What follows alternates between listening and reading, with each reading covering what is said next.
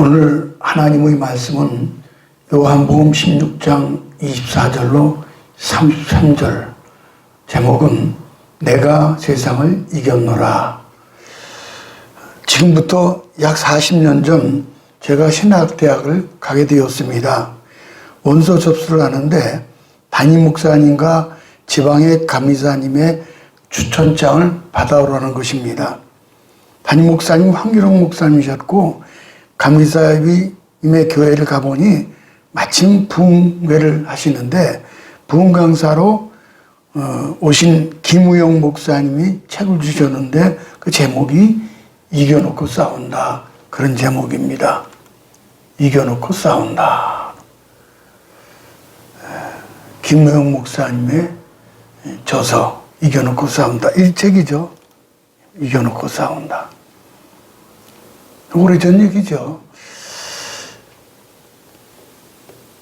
그 내용이 좀 이렇습니다. 목사님 부흥회를 인도하시는데 이제 목사님 이분이셔요. 김우영 목사님 참 대단한 분이죠. 감리교 목사님 부흥사로 대단한 분이죠.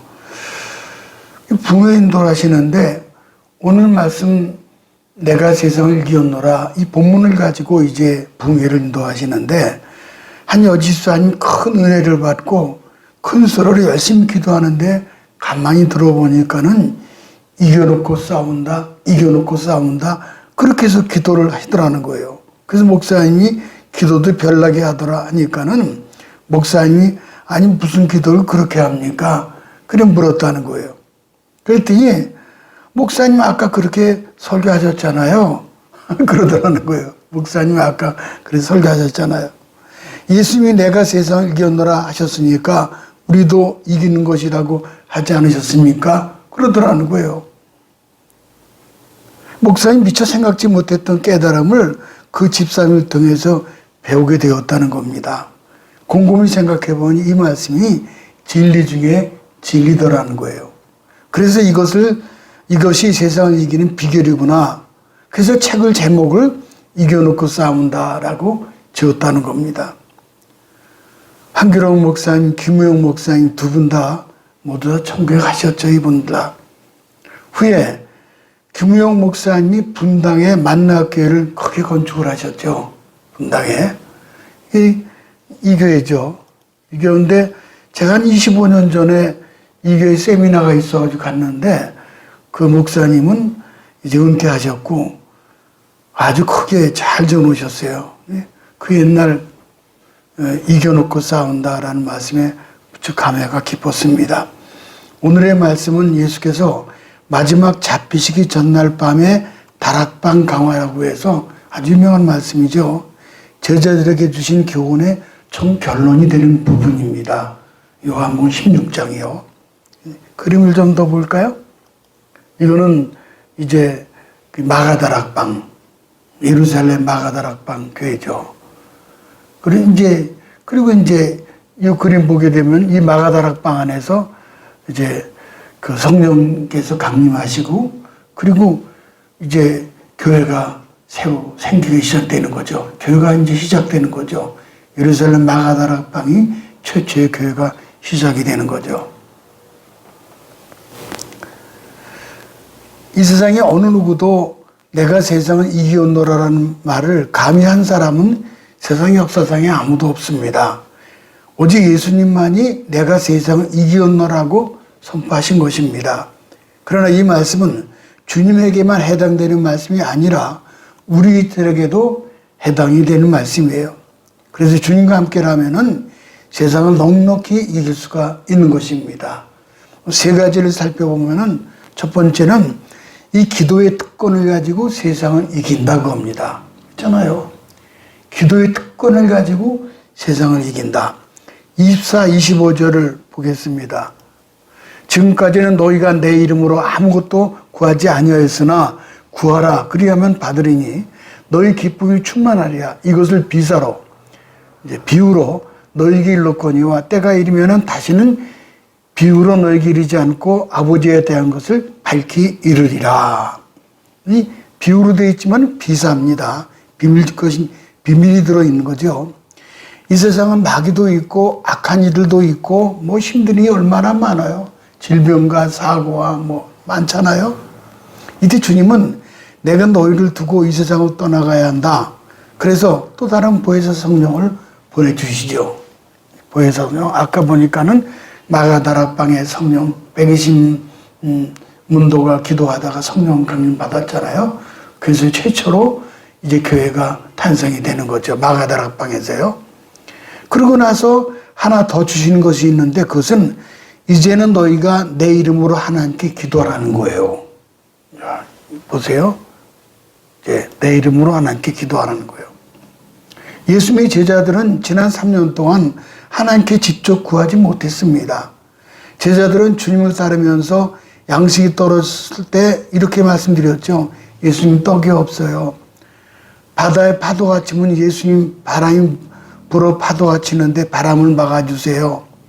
그럼 예수님이 제자들 대신해서 하나님께 아뢰어서 문제를 해결했습니다. 그런데 이제는 제자들이 문제를 하나님께 직접 아뢰면 되는 거예요. 중요한 말씀이니까 중요한 말씀이니까는 26절을 다시 한번 읽도록 하겠습니다. 26절이요. 다 같이요. 그날에 너희가 내 이름으로 구할 것이요 내가 너희를 위하여 아버지께 구하겠다는 말이 아니니. 여기서 그날은 예수님이 떠나가신 후 남겨진 제자들로 하여금 마치 고아 같은 상태를 의미하는 건 아닙니까? 고아. 내 이름으로 직접 구하라. 이때까지 내가 아버지께 구하는 일이 많았지만 이제 나 없이 너희가 직접 구하라. 구하되 내 이름으로 구하라. 이것이 예수님께서 우리 그리스도인들에게 주신 바로 기도의 특권입니다. 이게 참 기도의 특권이에요. 자, 기도의 특권을 누리자. 내가 너에게 천국 열쇠를 주노니. 그랬잖아요. 예수님의 이름으로 구하면은 다 들어줘요. 우리는 기도로 이겨놓고 싸워야지 절대로 혈과 육으로 싸워서 이기려고 하면은 안 됩니다. 혈과 육으로 싸워서 이기려 하니까는 힘든 싸움이 되는 거예요. 사도 바울께서 분명히 가르쳐 주셨잖아요. 힘으로 싸우는 게 아니다. 목소리 큰 걸로 싸우는 게 아니다. 혈기로 싸우는 게 아니라는 거예요. 우리가 다른 사람과 왜 혈기를 내며 싸우게 됩니까? 기도하지 않았기 때문이에요. 기도하지 않고 상대를 힘으로 혈기로 꺾으려고 하니까는 혈과 육의 싸움이 되는 겁니다. 먼저 영적인 기도를 이겨놓은 상황에서 그 사람을 상대하면은 그땐 손가락만 갖다 대도 승리하게 되는 것이 그 영적 법칙입니다. 우리가 잘 아시는 아말렉과의 전쟁 때 보면은 모세가 산 정상에 올라가서 기도의 손을 들면은 이스라엘이 이기고 피곤해서 손이 내려가면은 아말렉이 이긴 것처럼 우리가 기도하면은 상대가 아무리 강해도 능히 이길 수가 있는 거죠. 이 그림 뭘까요? 이제 아론과 불이 양쪽에서 받쳐 들고 여호수아는 나가서 이제 아말렉과 싸우고 손이 올라가 있으면 이기는 거예요. 이거 얼마나 신나는 일입니까? 그래서 우리가 기도하는 거죠. 하나님 믿는 성도와 세상과의 싸움은 언제나 다윗과 골리앗의 싸움과 같은 외형적인 성격을 가집니다. 어린 다윗이 어떻게 거인 골리앗을 이깁니까? 힘으로 되는 것이 아니라 하나님의 능력입니다. 우리 성도들이 이 땅에서 싸우는 영적 싸움의 모습으로 이기는 방법입니다. 하나님 이런 싸움을 기뻐하실 뿐만 아니라 이런 싸움을 싸우는 성도들을 도와서 능히 이기게 하시는 그런 분이십니다. 왜 그렇습니까? 그렇게 해서 하나님 영광을 위하여 하나님 영광을 받으시기 위함입니다. 그렇습니다. 이런 싸움에서 그것은 사람의 승리가 아니요 하나님의 승리였다는 것을 누구나 인정하게 되기 때문입니다.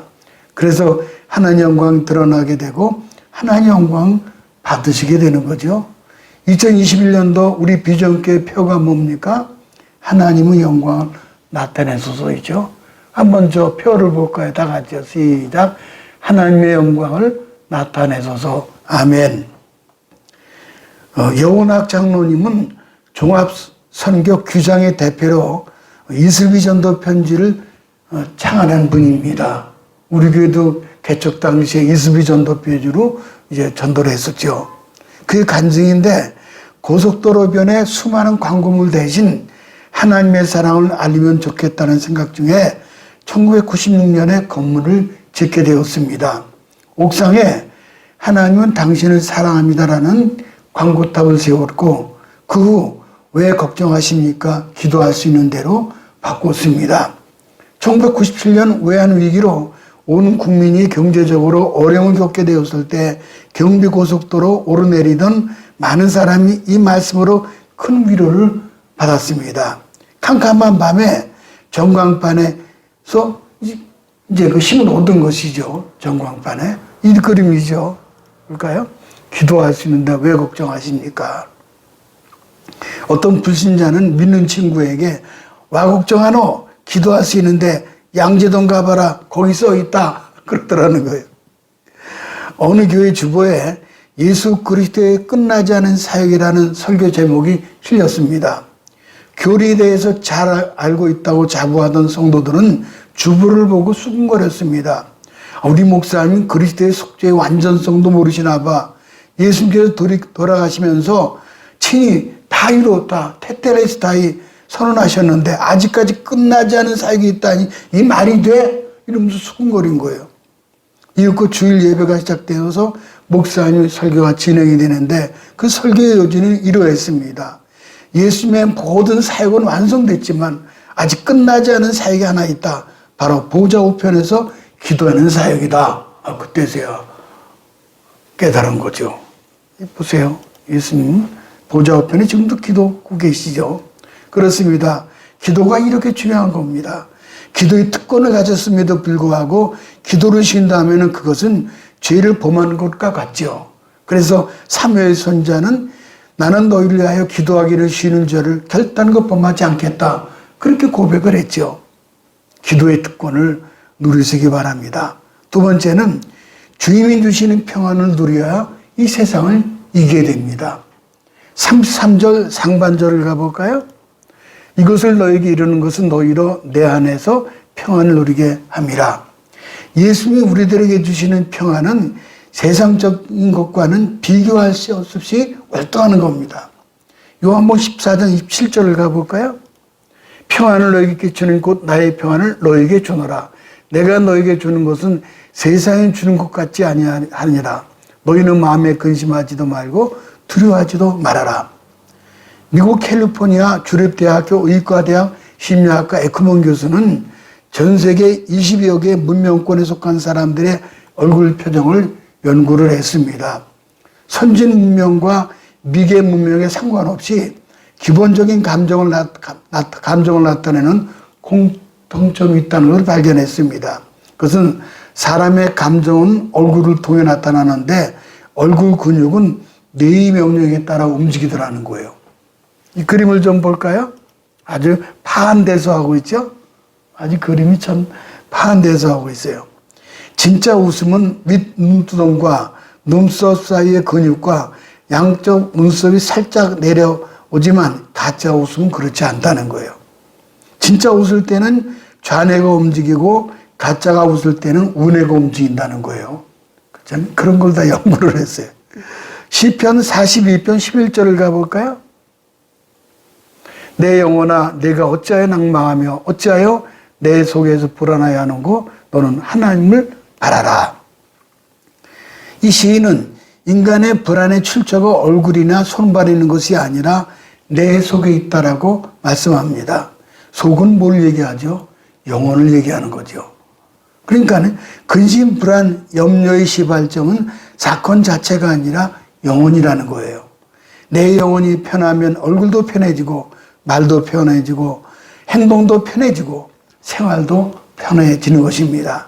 사람들은 기분 전환을 위해서 스트레스로 해소를 위해서 집을 떠나 산으로 바다로 들러 나갑니다. 그러나 산이나 바다가 기분을 바꿔주는 것은 아닙니다. 사업에 망한 사업가가 절망에 빠져 있었습니다. 심한 우울증으로 고생하고 있던 어느 날 의사가 집에만 있지 말고 기분 전환을 위해서 산에도 가보고 툭 터진 바닷바람도 쏘여보라고 했습니다. 의사의 말에 따라 어느 날 높은 산에 올라갔습니다. 정상에 올라가 밑을 내려다보니까는 공포증과 함께 나무며 바위들이 일제히 소리를 질러대는 거예요. 뛰어내려라! 뛰어내리라고 그러는 거예요. 그런 겁이 덜컥 나서 부들부들 떨면서 기어 내려다시피 산을 내려왔다는 거예요. 보세요. 자, 높은 산인데 거기서 뛰어내리라. 뭐 부엉이 바위도 아니고 무서워요. 며칠 후 부산으로 내려가서 태종대 바닷가를 들렀습니다. 태종대 가면은 자살바위가 있습니다. 우리 자살바위 앞에서 그 바닷물을 바라보니까는 파란 게 장관이에요. 이런 장관이죠. 근데 바닷물 소리가 들리기를 이러는 거예요. 들어와, 들어와, 그러더라는 거예요. 저도 자살바위 앞에서 이 앞을 내다보니까는요, 거의 편안할 것 같아요. 무서워요. 뛰어들 것 같아요. 많이 죽었어요. 그래서 오죽하면은 자살바위가라고 지었겠어요. 들어와라, 들어와라. 그 소리치는 바람에 깜짝 놀라서 바다를 떠나서 왔다는 거예요. 어느 날 교회를 찾아갔습니다. 그날 설교 제목은 길은 있다. 그런 제목이었어요. 설교 부른 찬송은 272장이었습니다. 이 찬송이죠.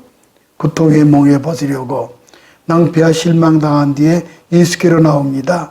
십자가 은혜 받으려고 주께 옵니다. 슬프던 마음 위로받고 이생의 풍파 잔잔하며 영광의 찬송 부리려고 주께로 옵니다. 산꼭대기에서 떨어져 죽어라. 바다에 뛰어들어 죽어라. 너는 살같이 가치도 존재 가치도 없다고 한 것은 사탄의 소리였어요. 그러나 주님의 음성은 길이 있다. 고통을 피하고 슬픔을 이기고 낭패와 실망을 벗어날 길이 있다. 내게로 오라는 거예요. 그날 그 남자는 예수를 만났습니다. 실컷 울고 또 울었습니다. 그리고 지금은 웃으며 살고 있습니다. 요한복음 14장 1절 가면 이렇게 보면은 너희는 마음에 근심하지 말라. 하나님을 믿으니 또 나를 믿으라. 근심은 마음에서 시작이 되는 거예요. 마음. 그리고 그 근심이 커져서 믿음을 파괴하고 인생을 파괴하게 되는 겁니다. 마가복음 16장에 보면은 부활주일 아침 막달라 마리아, 야고보의 어머니 마리아, 살롬의 세 여인이 예수님의 무덤을 찾아간 기사가 기록되어 있습니다. 무덤을 찾아가면서 서로 말하기를 누가 우리를 위하여 무덤 문에 돌을 굴러주리요. 그렇잖아요. 이 돌은 굴릴 수 없는 돌이죠. 자, 누가 이 돌을 굴러주리요. 무덤을 막고 있는 큰 돌은 여인들의 힘으로는 옮겨 놓을 수 없기 때문입니다. 그래서 근심하며 간 거예요. 그러나 눈을 들어보니까 돌이 벌써 굴러져 있으니 그 돌이 힘이 크더라 라고 말씀합니다. 그녀들은 괜한 걱정을 한 거예요. 이미 돌이 굴려졌고 예수님은 부활하신 겁니다. 그 여자들은 돌문 걱정으로 한숨을 쉬며 무덤으로 간 겁니다. 온 세상 걱정 근심으로 땅이 꺼집니다. 이태리 베네치아가 점점 땅에 침하되 바닷물이 높아져 갑니다. 걱정파들은 걱정이 태산입니다. 이제 이탈리아 베네치아. 그러나 낭만파들은 얼마나 환상적이냐. 세계 관광객들이 다 몰려올 것이다라고 태평합니다. 어느 편이 평안한 삶을 살 수 있습니까? 정치, 경제, 불경기, 불황, 실직, 세상 돌아가는 꼬락선이 무엇보다 코로나가 지금 덮쳐오고 있잖아요. 그러나 365일 검은 폭풍 천둥번개가 몰아친 건 아닙니다. 다 지나갈 것들입니다. 세상 돌아가는 꼴 때문에 열받아 잠 못 자고 그럴 필요 없습니다. 역사의 주인은 하나님이셔요. 찰스 베우드는 하나님의 연자맷돌은 천천히 그러나 무겁게 돈다. 그리고 모든 것들을 철저히 부서뜨린다 하셨어요. 평안을 너에게 끼치노니 끼친다는 것은 골고루 물을 뿌리듯 비료를 뿌리듯 한다는 겁니다. 오늘 우리에게 이것을 주시는 거죠. 마지막 세 번째, 내가 세상을 이겼노라고 했을 때 세상에서 환난을 당할 때는 담대하면 이기게 됩니다. 33절 하반절을 가볼까요? 33절 하반절 보면은 세상에서는 너희가 환난을 당하라 담대하라. 내가 세상을 이겼노라. 이 세상은 환난이 많고 물질적인 궁핍으로 인한 근심이 많고 심적으로 걱정이 많아요. 질병으로 인한 환난이 많은 세상이죠. 그래서 이제 찬송가 369장 보면은 그랬죠. 보면은 근심 걱정 모든 괴로움 없는 사람 누군가. 참 근심 걱정하는 사람이 어디가 있어요. 그래서 이 보세요. 죄짐 맡은 우리 구 어찌 그리 좋은 친구인지 걱정 그지 무거운지 우리 주께 맡기세. 부질없이 낙심 말고 기도드리 아래세요. 시편 84편 6절에 보면은 눈물 골짜기를 통해야 할 때 우리가 이 세상 사는 것이 눈물 골짜기예요. 눈물 골짜기를 통해야 할 때 과연 우리 가운데 근심 걱정이 하나도 없는 사람이 어디 있겠습니까? 근심 걱정은 누구나 다 있습니다. 비록 개인의 근심, 걱정, 염려가 없다 해도 가정이나 친척이나 교회나 나라에 근심되고 걱정하는 것이 얼마나 많아요. 이탈리아의 월렌시안 처치라는 유명한 교회가 있는데 이 교회를 처음 설립한 분은 P.T. 월트라는 분입니다. 근데 이분이 젊었을 때 허랑방탕하던 젊은이였습니다. 어느 날 한 친구 집에 모여서 밤새도록 먹고 마시고 자고 있는데 갑자기 친구가 세상을 떠나더라는 거예요. 갑자기. 친구의 비참한 최후를 통해서 하나님 성을 들었습니다. 이 세상이나 세상에 있는 것들을 사랑하지 말아라.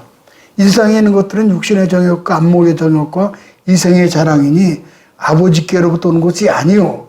다 세상으로 쫓아오는 것이라. 세상도 가고 정욕도 가고 오직 하나님의 뜻을 행하는 자만 세상에 있으리라. 환난이 아프고 어려운 곳이더라도 거기에는 하나님 목적이 있는 거예요. 그래서 그분은 이제 완전히 회심을 하고 예수를 잘 믿는 가운데 교회를 세우게 된 거죠. 그렇다면 그 목적이 뭡니까? 그런 어려운 목적이 요셉 같은 경우를 보면은 요셉은 형들이 시기로 종으로 팔려가서 억울한 누명을 옷 쓰고 감옥에 들어가 큰 고통을 받았습니다. 그러나 요셉에게만이 그 환난이 없었던들 그 위에 축복은 없었을 것입니다. 이 그림 보세요. 바로 앞에서 총리가 되잖아요. 축복에 따른 환난이 있었습니다. 종로로 10년과 감옥살이 3년 후에 그는 애굽의 총리가 되었습니다. 꿈꾸는 자 요셉. 그 환난 후에 하나님의 목적 따라서 자기 백성 이스라엘을 구원하기 위함이었던 것이죠. 이겨놓고 싸운다 이 말씀은 예언적으로 이미 성취된 진리입니다. 우리가 축구 경기를 보면은 가슴이 조마하죠. 그래 이미 이기는 경기를 녹화된 것으로 보면은 여유를 가지고 경기를 즐깁니다. 그렇습니다. 우리들은 천국의 약속을 받았습니다. 이 땅에서 복을 받았을 뿐만 아니라 복의 근원으로 축복의 통로로 부름받은 자녀들입니다. 가슴을 활짝 펴시고 내가 세상을 이겨노라고 외치신 주님의 뒤를 바짝 따르시기를 주님의 이름으로 축복합니다.